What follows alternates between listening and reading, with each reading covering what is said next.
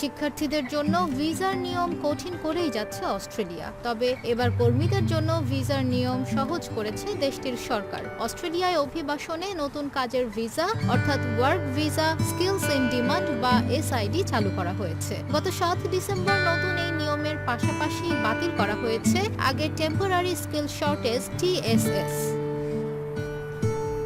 মধ্যপ্রাচ্য ভিত্তিক সংবাদ মাধ্যম গালফ নিউজ বলছে 3টি স্ট্রিম নিয়ে এবারের স্কিলস ইন ডিমান্ড বা এসআইডি চালু করেছে অস্ট্রেলিয়া। এর আওতায় বিদেশিরা দেশটিতে কাজ ও থাকার সুবিধা পাবেন। অস্ট্রেলিয়ার ডিপার্টমেন্ট অফ হোম অ্যাফেয়ার্স থেকে সম্প্রতি জানানো হয় এসআইডির আওতায় ভিসাধারীরা মেয়াদ থাকার সময়ের মধ্যে যতবার ইচ্ছা অস্ট্রেলিয়া আসা যাওয়া করতে পারবেন। এমনকি কাজের অভিজ্ঞতা 1 বছর হলেও ভিসার জন্য আবেদন করতে পারবেন। এতে করে কম দক্ষ কর্মীরাও ভিসা পেতে পারবেন। ইংরেজি জানার ব্যাপারটি এখনো নিয়মের মধ্যে রাখা হয়েছে।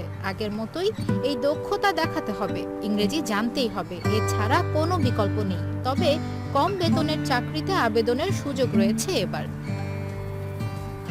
পাশাপাশি নতুন ভিসার জন্য 450টির বেশি পেশার তালিকাও প্রকাশ করেছে অস্ট্রেলিয়ার অভিবাসন বিভাগ। অভিবাসন আইনজীবীরা বলছেন আগের তুলনায় এই ভিসা প্রক্রিয়া সহজ হবে। তবে নতুন তালিকায় বাদ পড়েছে আগের তালিকার জনপ্রিয় বেশ কিছু পেশা, যেমন রেস্তোরাঁ ব্যবস্থাপক, সেলুন ব্যবস্থাপক ইত্যাদি। রাখা হয়েছে স্বাস্থ্য, প্রযুক্তি, নির্মাণ সহ বিভিন্ন খাতের চাকরি।